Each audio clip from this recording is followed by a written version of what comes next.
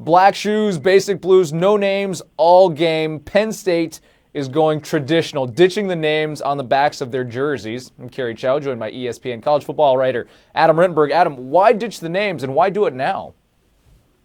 Well, I think James Franklin really felt that enough time had passed since the initial decision to go with the names on the backs of the jersey. That was obviously in the wake of the scandal and the sanctions and really a rough time for Penn State football. And the reason former coach Bill O'Brien did that was to honor the 2012 team, especially the seniors who stuck around and played for Penn State when they had the opportunity to go and play anywhere else immediately. And I think they just feel like, okay, it's enough time. We want to get back to our roots. And Penn State's traditional look has always been, like you mentioned, the black shoes, the plain blue jerseys, the white helmets, and no names on the back. So they just feel like enough time has passed. Let's get back to who we are. And I think this has been a very popular move, at least initially, among Penn State fans, even though they also saw the need to acknowledge those players initially. You mentioned popular among the fans. What about the players? How do they feel about losing the names on the backs of the jerseys?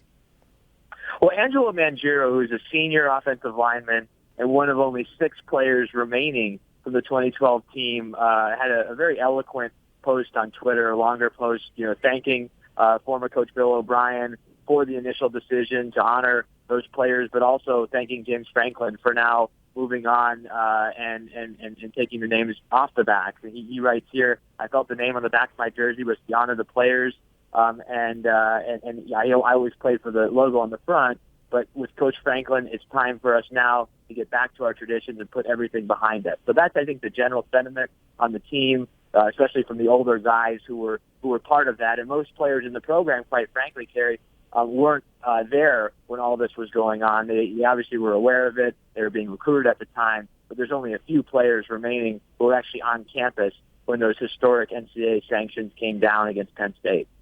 James Franklin bringing back the traditional jerseys. We'll see if he can bring back the old traditional records as well. For the latest on the Nittany Lions, be sure to check out the College Football Nation blog, ESPN college football writer Adam Rittenberg. Thanks as always.